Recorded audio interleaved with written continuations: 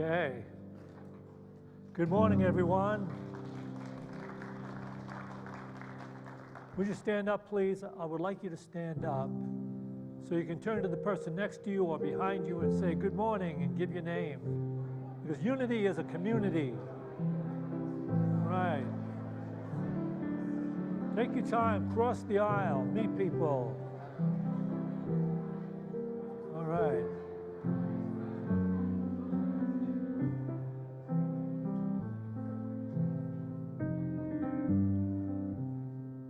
Okay, now you can be seated. And please turn off your cell phones. Spend the hour just a little bit away from the world, right here. We have a great talk this morning. Is there anybody here from another Unity somewhere? Is there anybody here for the first time? Oh, over here, over here. Raise your hand because we have a fabulous gift for you. It's a new Lexus. It's out in the parking lot. Okay, over here too. Where else? Over here? Okay, good. I'd like to welcome our Spanish-speaking friends who are joining us for the service. And all you folks online doing live stream, thank you for tuning in. You're going to love this talk. It is Mother's Day, so I'll just start with a little story. This mother was walking with her little son out along this pier to take him fishing. She's holding onto the fishing rod. He's walking beside her, but all of a sudden he slips and falls into the water. Immediately the current pulls him out to the ocean. She looks up and she cries out, "God, please save my son. Please, God, please." Suddenly a wave appears way out there and comes rolling in, picks up the boy and brings him all the way in, delivers him to the beach. She runs down to the beach. She's hugging her son. She looks up and says, "He had a hat."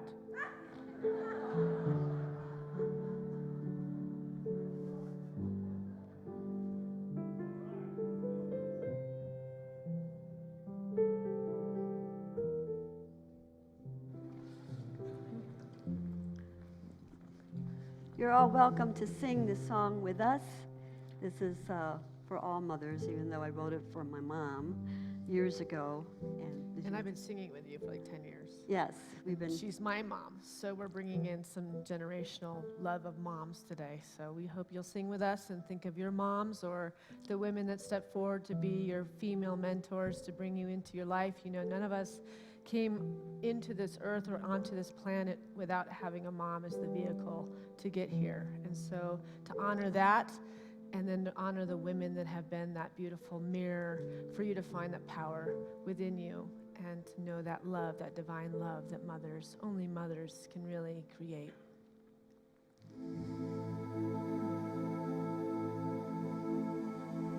Oh, sacred mother,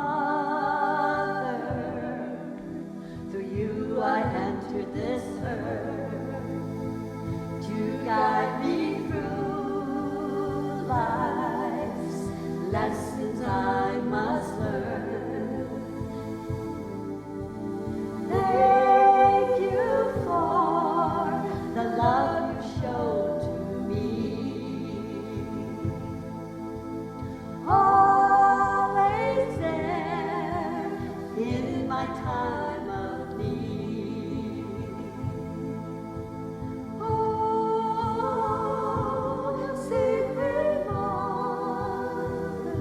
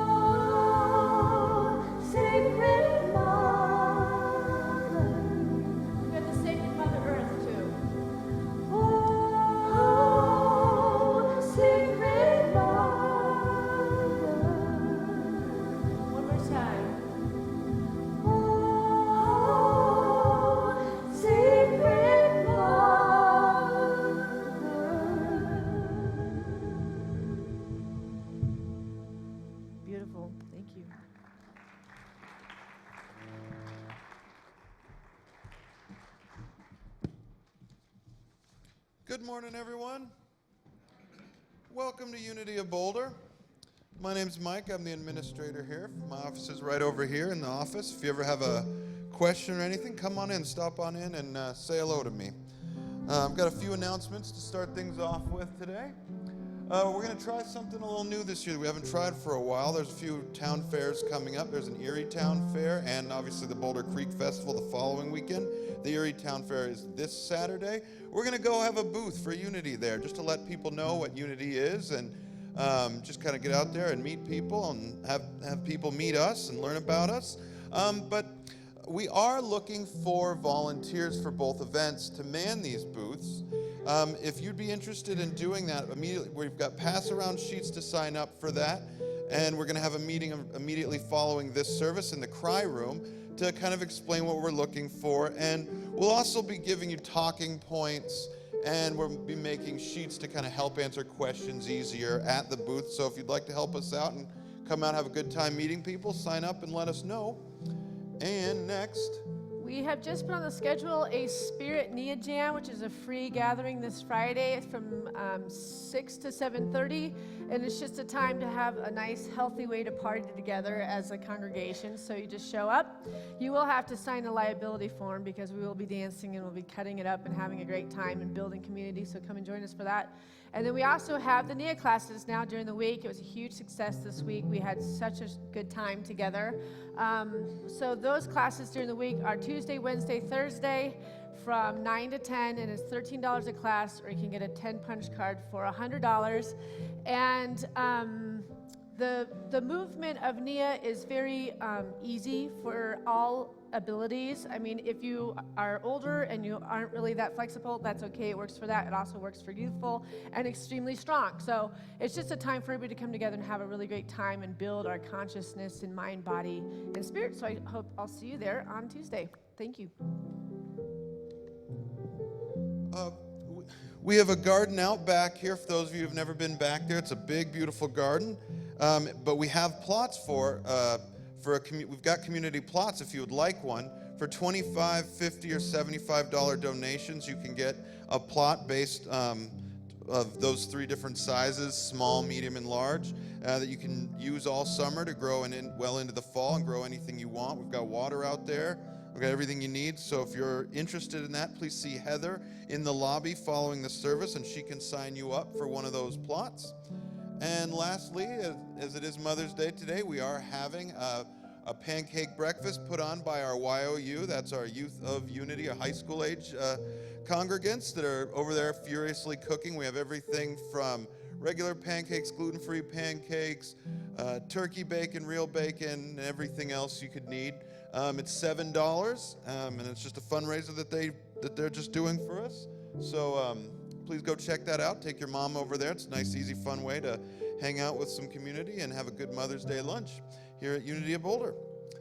All right, here at Unity, we'd like you to know that we are an all-inclusive community. No matter what cultural or religious background or relationship orientation, none of that matters. You are all welcome here. Unity of Boulder is a safe and it's an enlightened place to be. And through inclusivity and a collective spiritual practice, we know that we will see the change in this world. Thank you.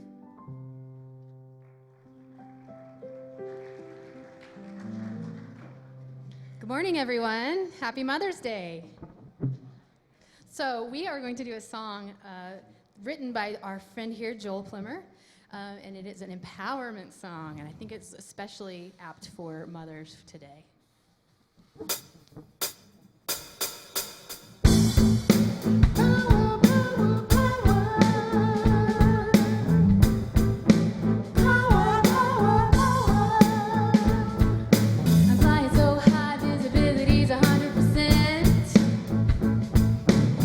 Above the clouds, no one really knows where I went. Gonna swim across your ocean, gonna walk right through that door.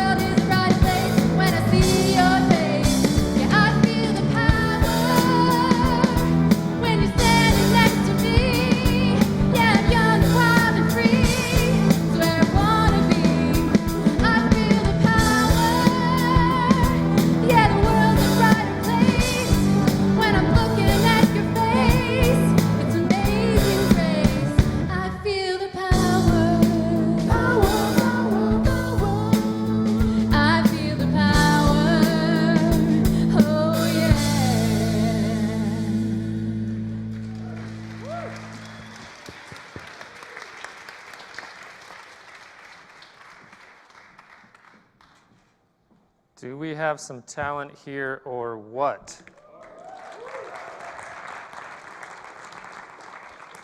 I was talking about me, of course. See how I turned that on you? All right, well, good morning, everyone. How are we doing? I'm just going to give up on asking. Thank you. One person is doing great out of everyone here. Okay, anyway, let's get past that awkward moment.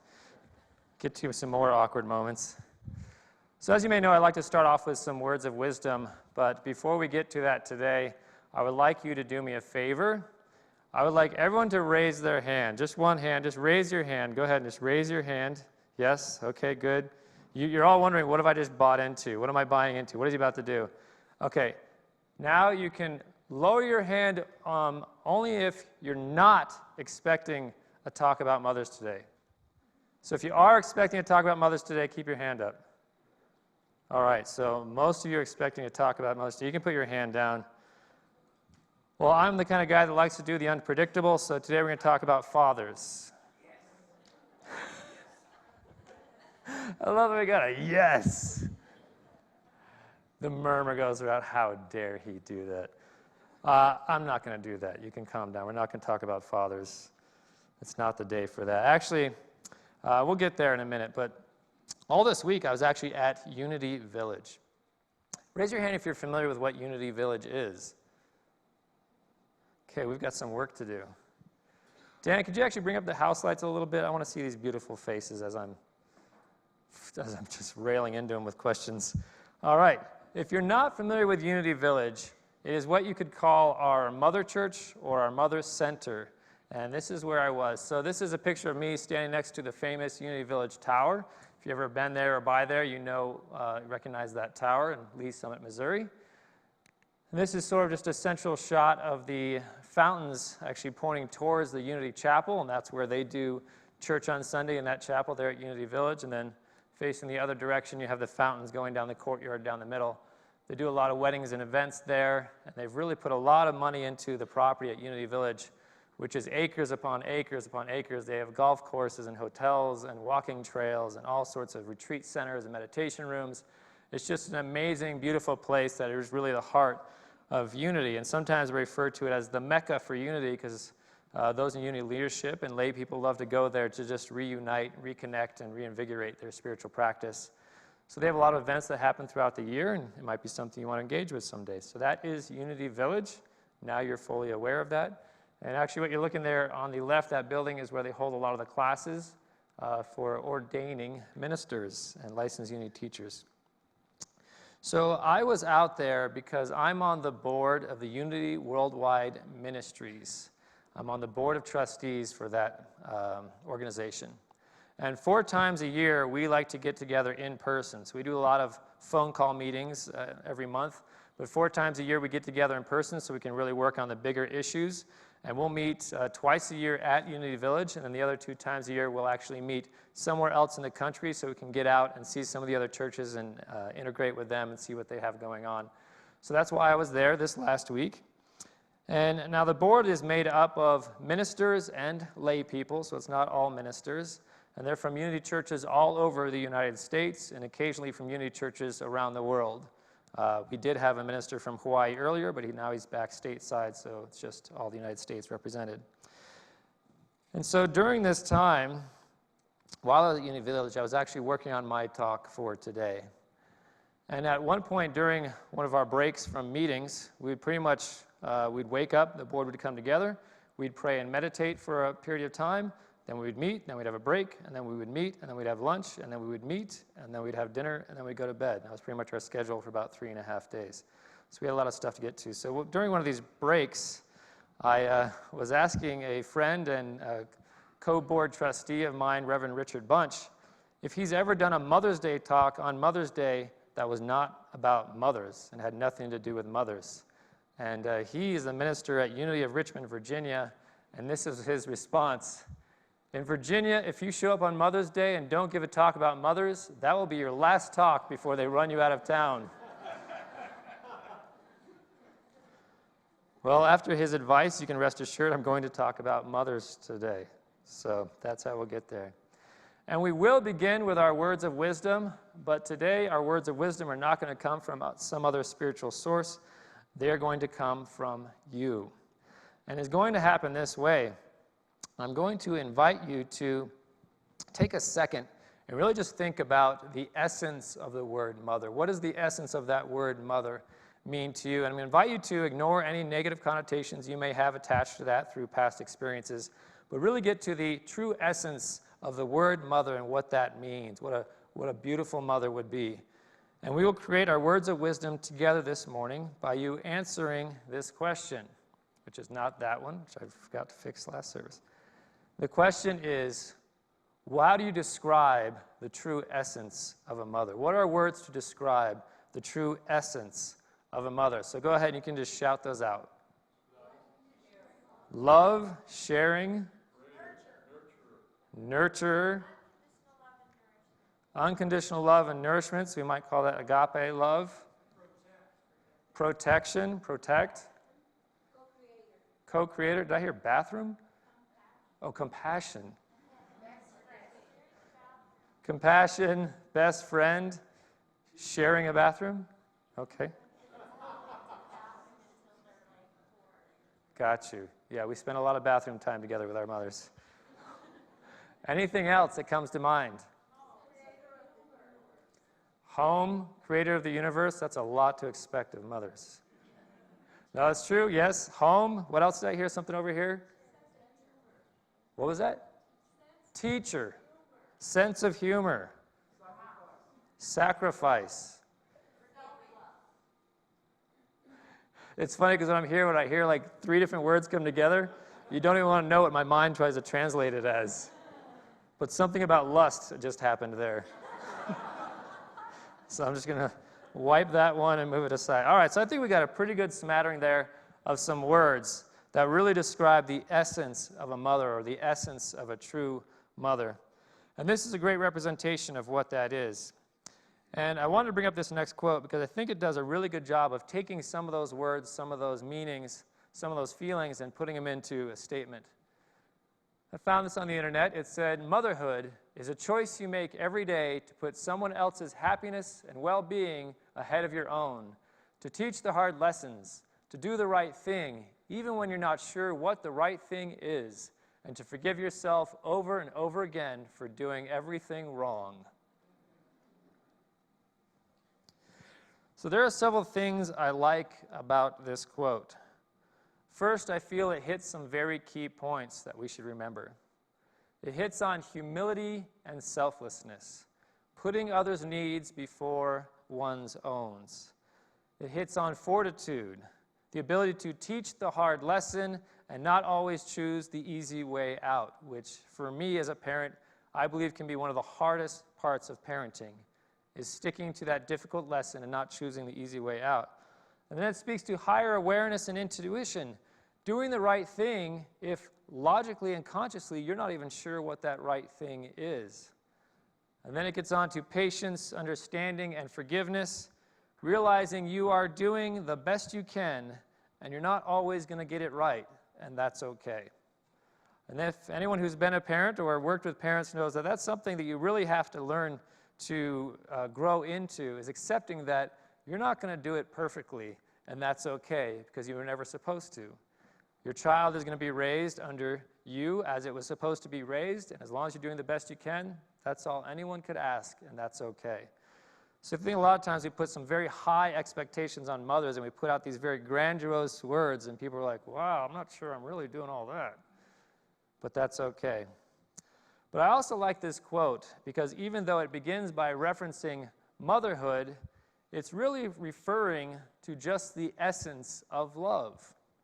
The essence of anyone living in love would be acting in accordance with what that statement says. And love is really the true essence of a great mother.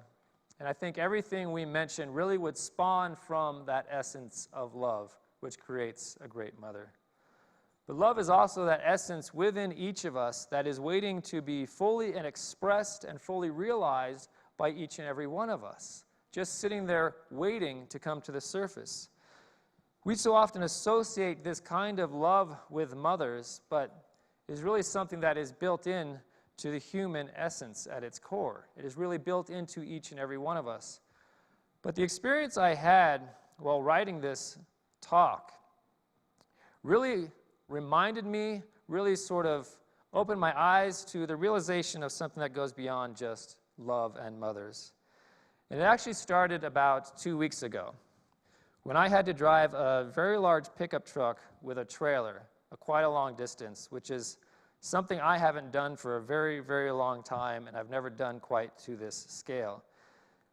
And before I could even attach the trailer to the truck, I had to figure out how to attach the tow hitch to the truck itself. So if you're not sure what a tow hitch is, you've probably seen it around town. That's a tow hitch, and it has to be attached to a truck. And upon first glance, that looks like a pretty simple thing to do. You look like you just slide something in and you stick a pin in it. That was pretty much my assumption, looking at it ahead of time. Pretty straightforward, but there I was sitting in a parking lot, bumbling with this thing for about an hour, until a woman actually came up, and she asked me if I needed help. Now, I'm not the type of man who's like, "Ruh, ruh, I can't take help from a woman." I was very welcoming for her to come help me at this point in time. And it turned out that not only did she know how to help me with what I was doing, but she had the tools and extra parts I needed in her truck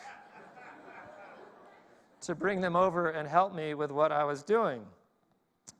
So now all was going good. We were making progress until we realized I was going to need a wrench much bigger than anything she had in order to adjust the height of the hitch to make sure it was the right height I was going to need. And so she reminded me that O'Reilly's Auto Parts will lend you tools for free. And lo and behold, as I looked one up, I found that there was an O'Reilly's, I'm not joking, 30 feet from where I was standing. And so I walked over to O'Reilly's, and without question, I told them the wrench I needed, and they just reached behind the counter and handed it to me. Now, they did not ask for a deposit. They did not ask for my name. And when I think back on it, they never even asked for me to bring it back. So I have a very nice new wrench. It's a part of my tool set, thanks to O'Reilly's. No, I brought it back. But once the hitch was on, now it was time to actually go get the trailer itself. And again, I had the a sobering discovery that attaching a trailer to a hitch is far more involved than I ever would have imagined. I figured you'd have this little ball, you drop another thing on the ball, it snaps into place, you drive off with a smile on your face. Well, after about 2 hours of negotiating my life with this situation, I realized it was not going to happen with the little know-how I had, and we were in a place that had no cell phone coverage, no Wi-Fi, so there was no cheating and looking up online. Well, lucky for me, 2 gentlemen were walking by who were happy to come lend a hand, and one of them actually used to be a truck driver, so he was very well versed in hitches, and it didn't take the 2 of them long before they went back to their trucks, got their tools, came over, and helped me put this whole thing together, which in the end, success. There it is, attached and ready to go. There's so many little gadgets and things attached onto this thing that I never knew existed. It blew my mind, but these guys are like, tick, tick, tick, tick, tick, tick, tick, tick, tick. All right, there you go. So these are really only some of the examples of what we experienced through this process. Throughout the entire time, the few days we were working on this whole thing, people and situations kept just showing up to make sure we were taken care of. And I could just feel that essence of love moving through life as everywhere I went, I had no worry that I wasn't going to figure this out or I wasn't going to be helped in some way because something would just arrive and take care of without me even necessarily asking. People just showing up, looking at me and going, "You clearly need help. And I'm going to give it to you because I can't watch this any longer." But the universal love just kept presenting itself and embracing us and helping us along the way to give such a comforting feeling, really that feeling you have with a mother. And it kept bringing me back to that feeling of a mother. So here I was working on a talk about mothers, and what kept showing up for me was that a mother's love comes in so many forms and in so many ways and so many directions, from complete strangers to an auto parts store. And I really thought about what a loving gesture that is for them to just have a cache of tools that most people don't have access to, can't afford, for you to come and just borrow and use and bring back. It's really a beautiful thing in this society that we just assume is all about money and getting and taking, that when you see something like that, you should celebrate it. And you should really thank them and promote them and let people know this is still existing out there. So all of these situations and people exhibited this quality of love that is selfless in its effort to help another. They didn't get anything out of helping me. It wasn't their trailer I was pulling. People just came out of complete selflessness to help me. And I'm sure they had times and things they had to get to and lives they had beside what I was doing, but they stopped what they're doing to come help me. So my talk was beginning to take shape. I was realizing this motherly love of the universe is very similar to the love of a mother for her child, and the selflessness that goes into taking care of a child really is this selflessness in the universe that takes care of us. So it was starting to come together, but I still didn't really have the meat of the talk. I didn't really have the purpose of the talk for coming up here. So a few days went by, and I found myself now at Unity Village, filling my duties as a trustee of the board. And I was entrenched in 3.5 days of business meetings. And the primary focus of our efforts centered around one question. How do we unite the two Unity organizations that exist today into one organization, or what we were commonly referring to as One Unity? Now, not to bore you with the details, but let me give you some Unity history. Back in the early 1960s, ministers and churches, and the churches they served, felt underrepresented in our Unity movement. They felt they didn't have a voice at the table that was making all the decisions, and other departments like Unity Publishing, Silent Unity, and the vast real estate holdings they were getting all the funding, energy, and attention in the movement. And this came to an impasse, and the ministers decided to splinter off and to create their own organization that would look after their needs and look after the needs of the churches and the congregants like yourselves. This eventually became known as Unity Worldwide Ministries, and this is the board that I currently serve on. This board represents you, it represents this church, and it represents all the leadership in the Unity movement. But in 2015, both CEOs from both organizations came together and announced that it was time to reunite the movement. It was time to heal this wound of separation that came at that time. And there was much rejoicing. They announced it in front of the entire convention body, and 400 ministers and LUTs and lay leaders stood up and applauded, and were very excited about that. But come to find out, a few years later, merging two corporations is easier said than done.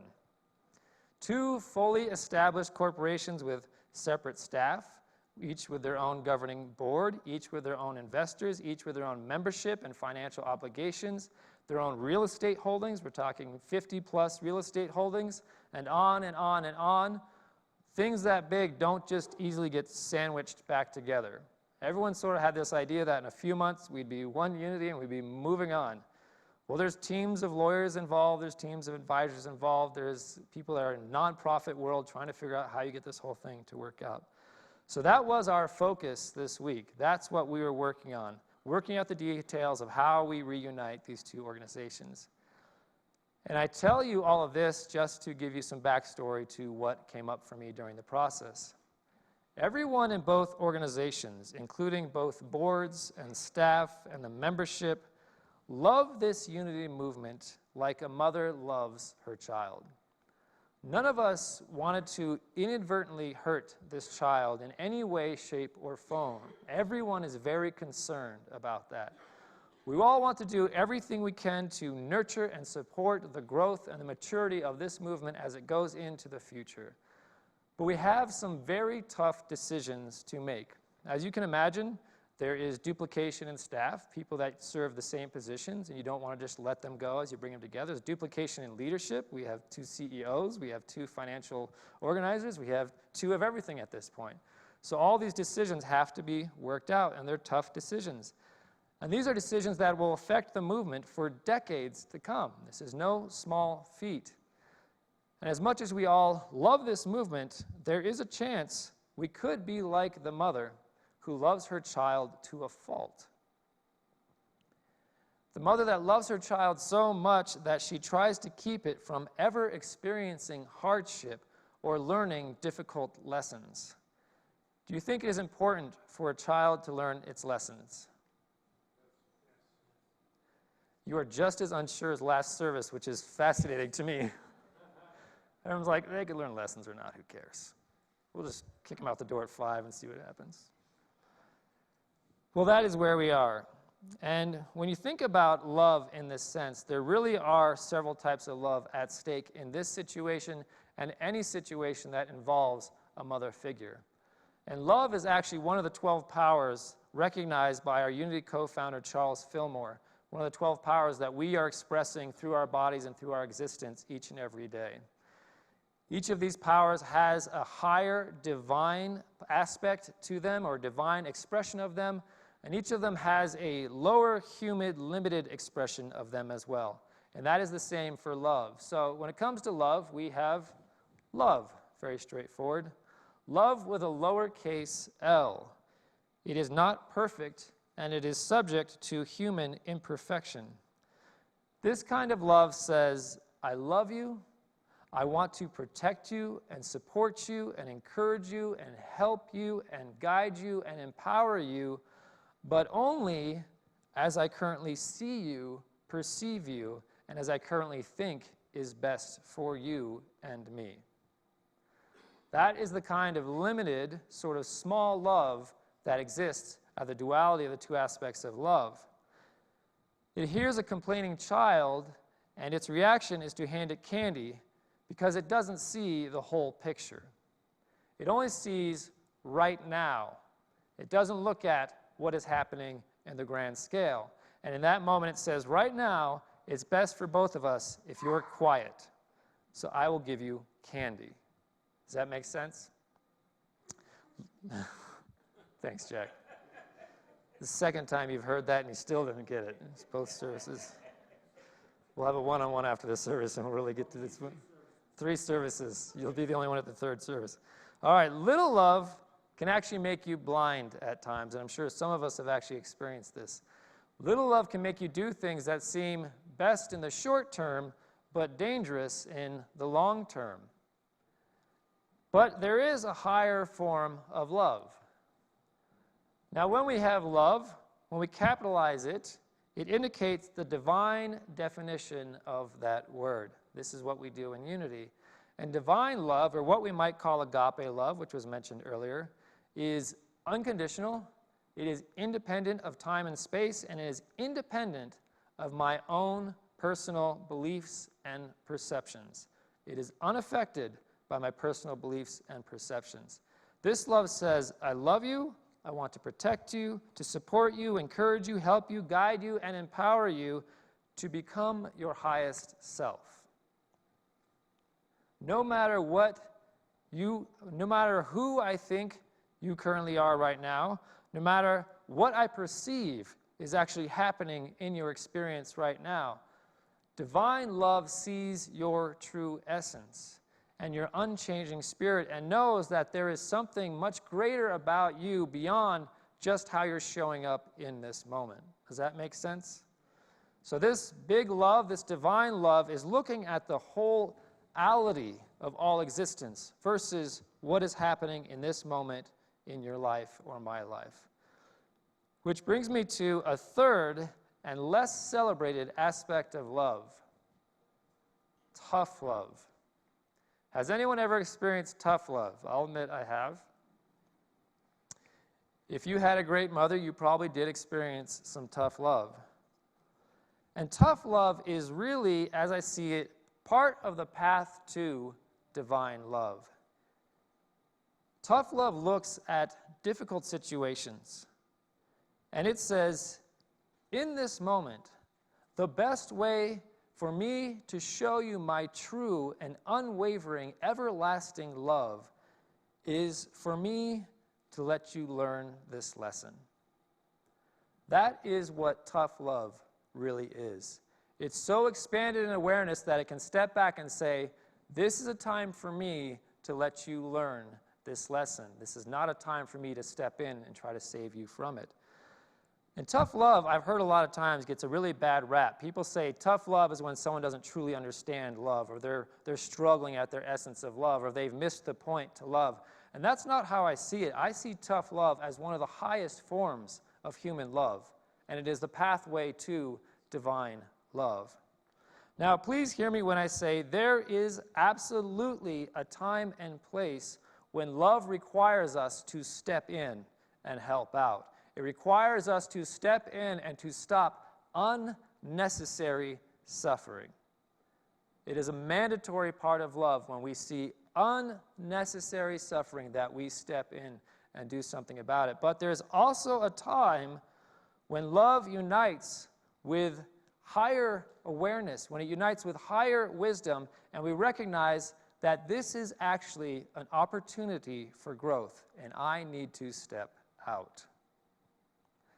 So in that respect, tough love is love infused with the power of wisdom. And if you really think about it, tough love is love infused with the power of wisdom and the power of will. And both of those powers are two more of Unity's 12 powers. And tough love involves both of these powers because it takes wisdom to know when to step back, when to step out, when to allow. And it's going to require willpower to stay out when you see someone going through hardship. Tough love requires the wisdom insight to know when to stay out, and you're going to have the willpower to stay out when things get difficult. And this isn't necessarily an easy process, and you'll see all too often we actually love from a selfish form of love, a small kind of love when we're in these situations. And this might be a little bit difficult for me to explain, but I'm going to give it my best shot here. We love others, and we don't want to see them struggle. That is sort of inherent in our experience, that when we love others, and ultimately we do love all others, we don't want to see them struggle. That is a part of the experience, that is universal. But on the other hand, we know deep down that struggle is at times a necessary part of growing through life. We recognize that to be true. We've experienced ourselves. We've seen ourselves come out of it more expanded, more mature from it.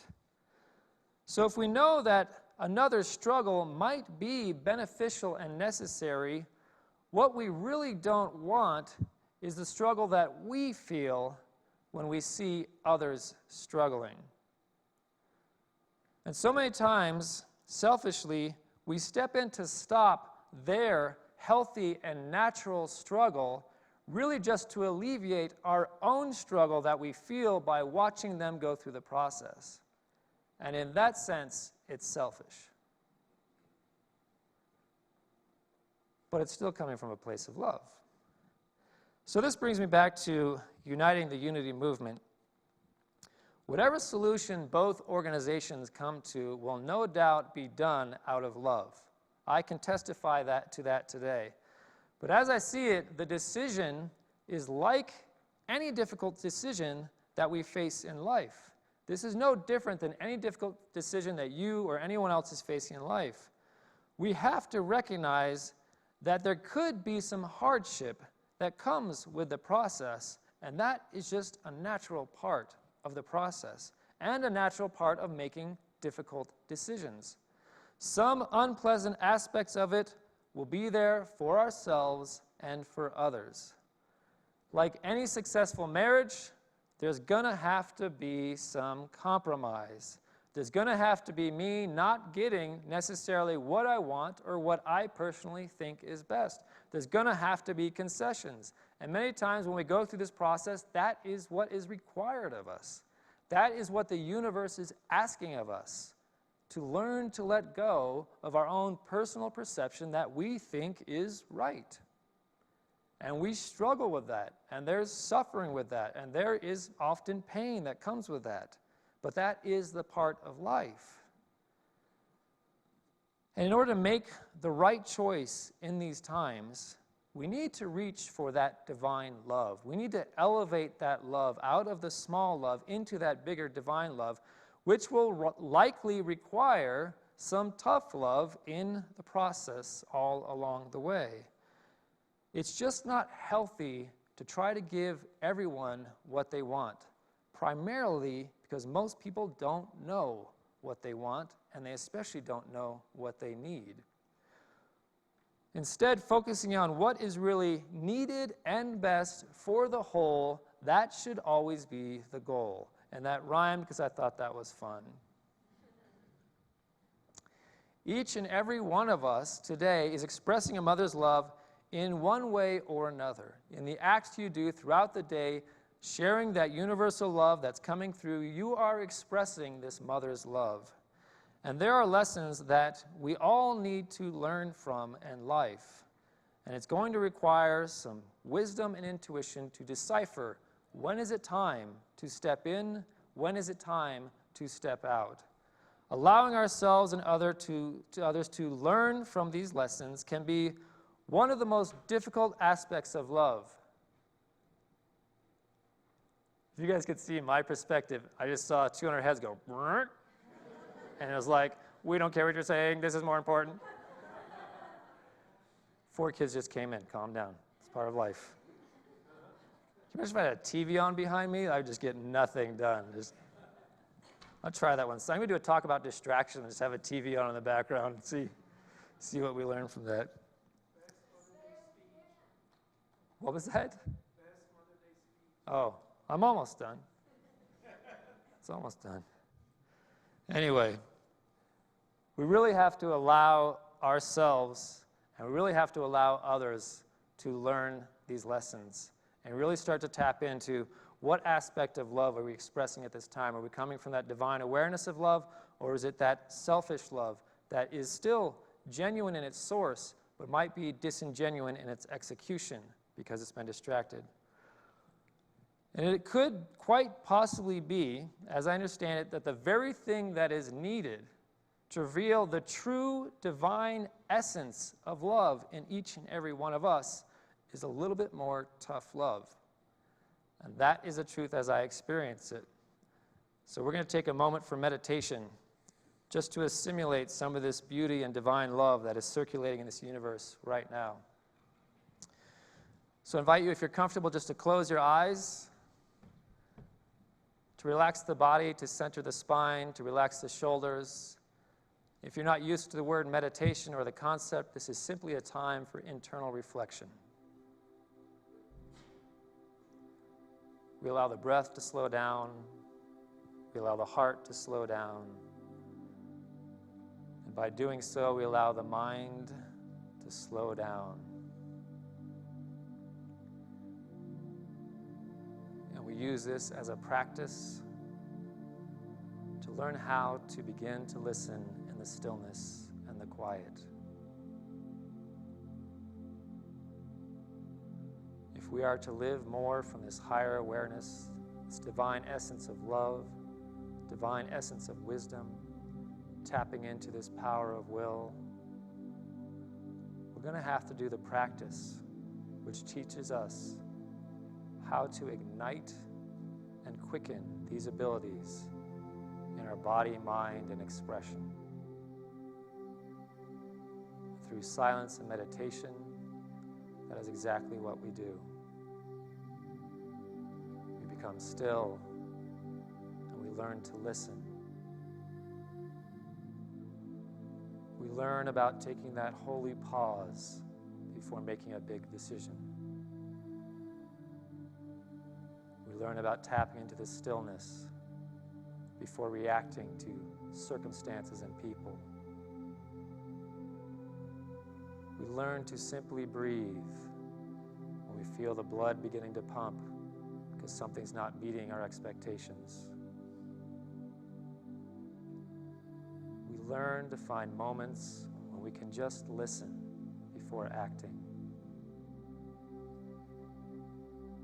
Listening to find out what is mine to do in this moment now.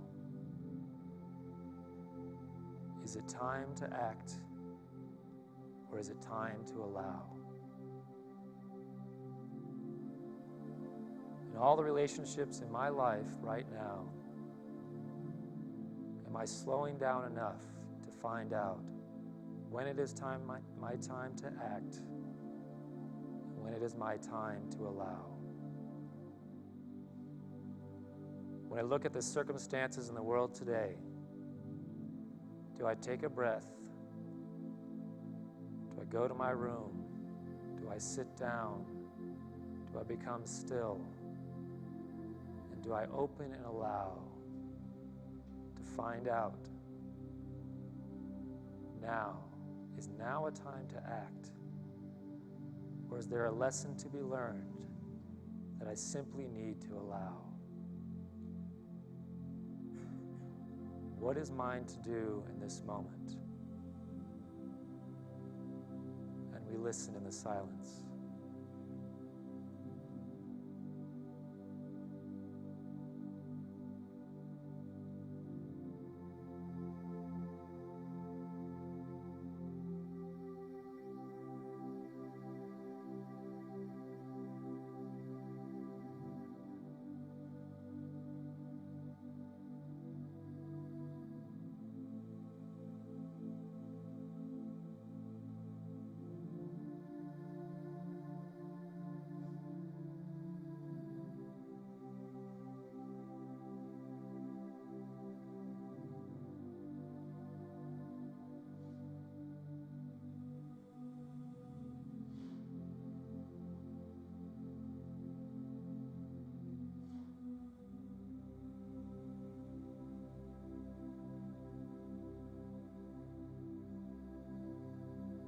In this moment, as we feel that sense of love that permeates every cell of our body, every aspect of the universe,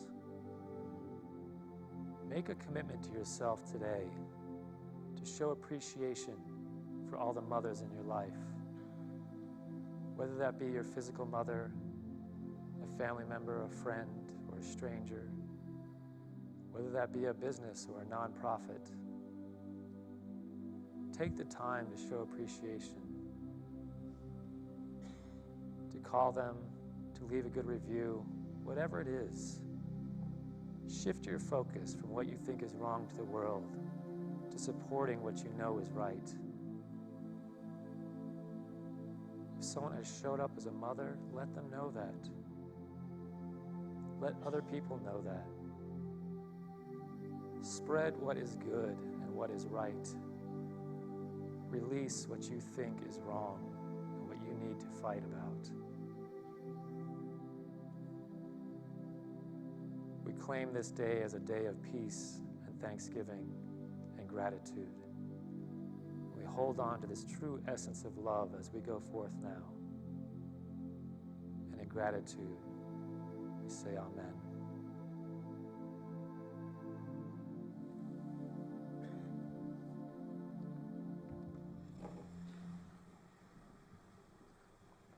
We will take an offering for Unity now.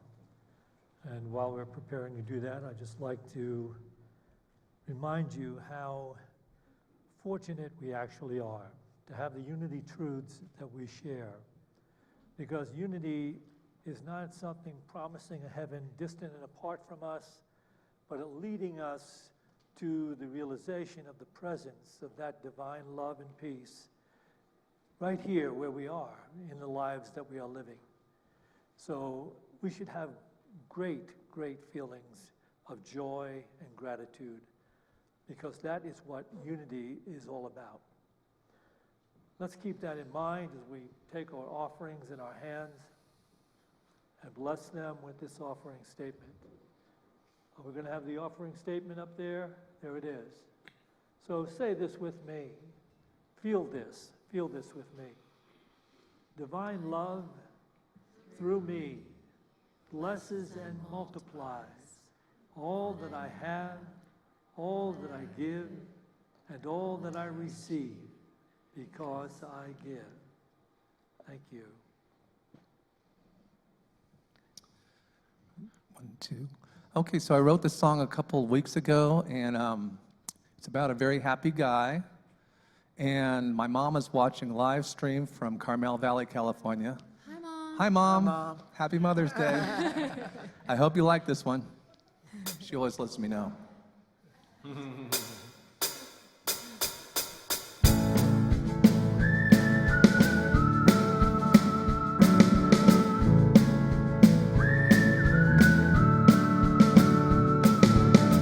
I have a simple life, yeah, I've been blessed. I throw out what I don't like and I keep the rest. I've lived enough to know that life don't turn out like I planned. I pick up where I land. I have a 1957 Chevrolet. I put the top down, rolling miles out every day. I have a feeling that she'll go 100,000 more. I have so much to live for, but what I don't have is a mind that's drowning in the daily news. What I don't have is a life without the love I have with you. Yeah, I thank the Lord each day for what I have. Oh, but more than that, for what I don't have. What I don't have.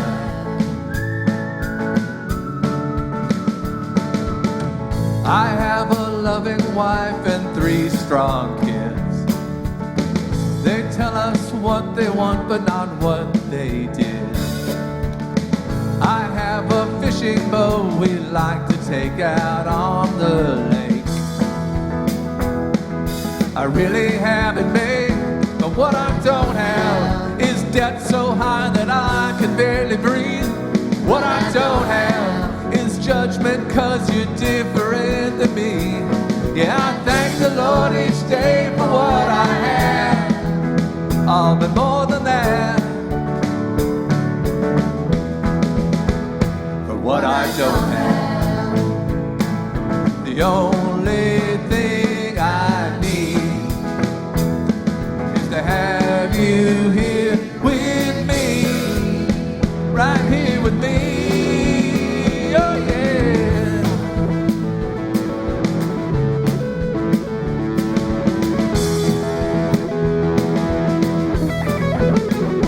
What I don't have is a never-ending need for something more. What I don't have is a want for things that I'm not working for. Yeah, I thank the Lord each day for what I have. All but more than that, for what I don't have. Oh yeah, for what I don't have. All right, for what I don't have. Thank you.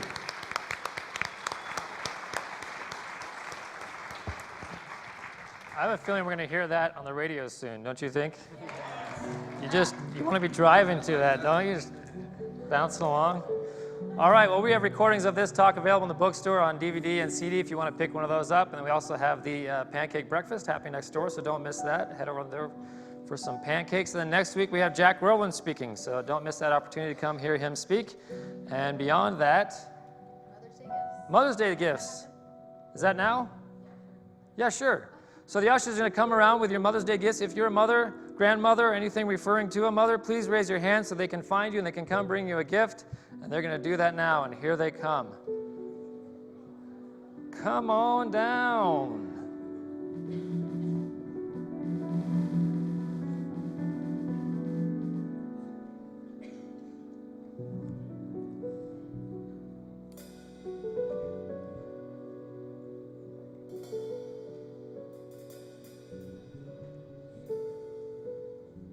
We're getting there.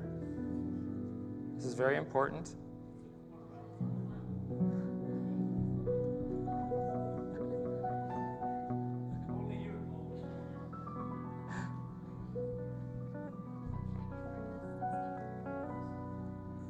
So if you didn't know, the Pancake Breakfast is actually a fundraiser for our Youth of Unity group, which is our high school age group that happens here.